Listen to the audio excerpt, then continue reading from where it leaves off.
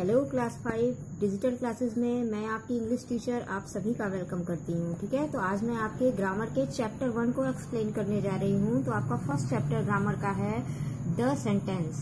ठीक है, the sentence यानी इसमें आपको सेंटेंस क्या होता है और वो कितने प्रकार का होता है, ये सारी चीजें आपको इस चैप्टर के अंदर समझाई जा रही हैं। तो सबसे पहले द सेंटेंस, सेंटेंस होता क्या है। तो सेंटेंस की छोटी सी डिफिनीशन आपने पहले भी लर्न की है, एक बार फिर से देखिए।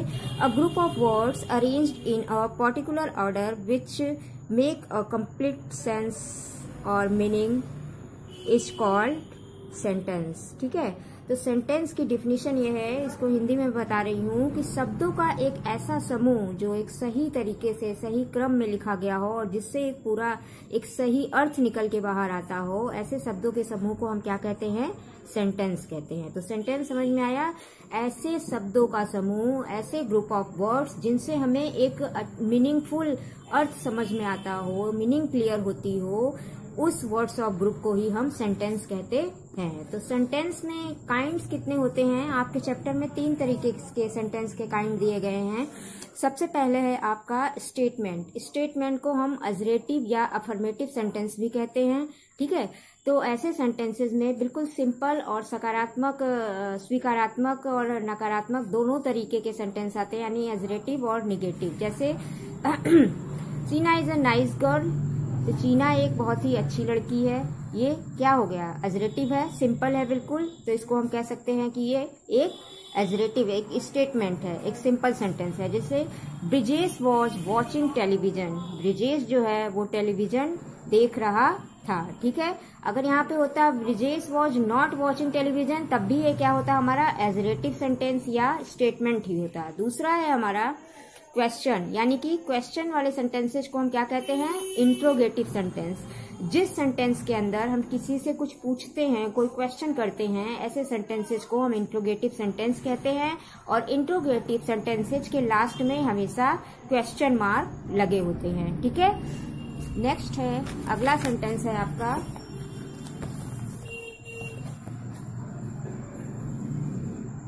कमांड्स। कमांड्स जिसमें होते हैं, कहने का मतलब ऐसे कमांड्स वाले सेंटेंसेस को हम क्या कहते हैं, इम्परेटिव सेंटेंस भी कहते हैं। ठीक है, ऐसे सेंटेंस जिसमें कमांड्स दिया जाए, ऑर्डर दिया जाए, रिक्वेस्ट किया जाए, सजेशन दिया जाए, ऐसे सेंटेंसेस को हम अजरेटिव या कमांड सेंटेंस भी कहते हैं। तो क्लियर हुआ, सेंटेंस के काइंड्स कितने तरीके के होते हैं आपके चैप्टर के हिसाब से, ऐसे तो और भी होते हैं, बट अभी आपके क्लास 5 के इस बुक में सिर्फ 3 तरीके के ही सेंटेंस बताए गए हैं, एजरेटिव, इंट्रोगेटिव और इम्परेटिव। चलिए एक्सरसाइज पे आते हैं। Rewrite the following sentences in the space given below. यहाँ पे देखिए सेंटेंस उल्टे सीधे वर्ड्स के साथ लगे हुए हैं, इनको सही क्रम में लिखकर आपको एक फुल मीनिंगफुल सेंटेंस बनाना है। पहला मैं आपको बता रही हूँ, in the sky are the birds flying. इससे कोई अर्थ निकल रहा है, नहीं निकल रहा है, तो इसको हम कैसे लिखेंगे सही क्रम में, क्या हो जाएगा, the birds are flying in the sky. इसकी मीनिंग निकल रही है कि पक्षी जो हैं वो आकाश में उड़ रहे हैं। दूसरा है Agra is in the Taj Mahal, Agra is in the Taj Mahal, ये भी इससे भी कुछ नहीं निकल रहा है, उल्टे सीधे अर्थ निकलेंगे, तो इसका क्या होगा, the Taj Mahal is in Agra. Taj Mahal कहाँ है, ताजमहल आगरा में है। ठीक, नेक्स्ट है आपका ग्रेट किंग वॉज अकबर ये भी वैसे ही उल्टा सीधा है, इसको सही क्रम में कैसे लगाएंगे, Akbar was a great king, Akbar एक महान राजा था। राइट, इसी तरीके से इसमें जो और सेंटेंसेज हैं वो लोग आप अपने होमवर्क में करिए, खुद से करने की कोशिश कीजिए।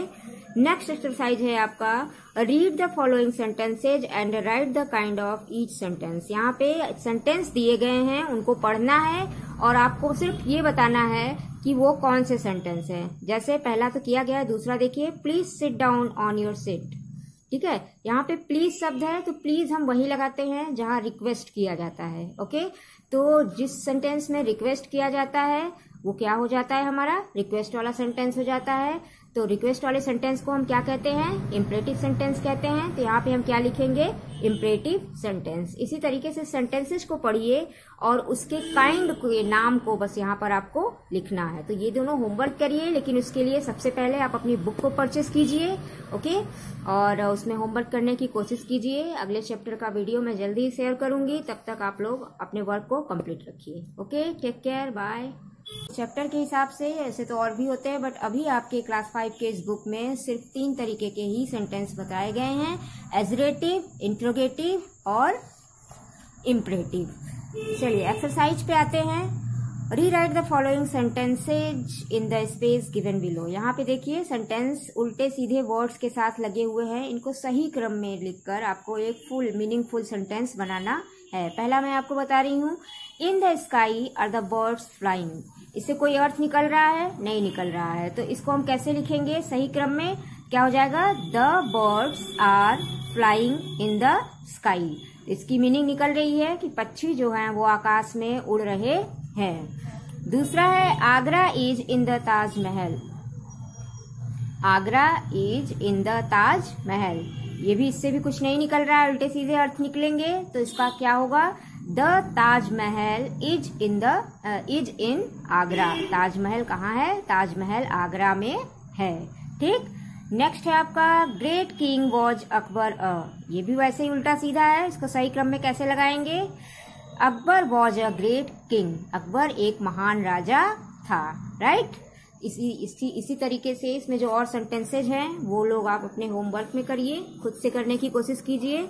नेक्स्ट एक्सरसाइज है आपका, read the following sentences and right the kind of each sentence. यहाँ पे सेंटेंस दिए गए हैं, उनको पढ़ना है और आपको सिर्फ ये बताना है कि वो कौन से सेंटेंस हैं। जैसे पहला तो किया गया है, दूसरा देखिए, please sit down on your seat. ठीक है, यहाँ पे प्लीज शब्द है तो प्लीज हम वही लगाते हैं जहाँ रिक्वेस्ट किया जाता है, ओके। तो जिस सेंटेंस में रिक्वेस्ट किया जाता है वो क्या हो जाता है? हमारा रिक्वेस्ट वाला सेंटेंस हो जाता है।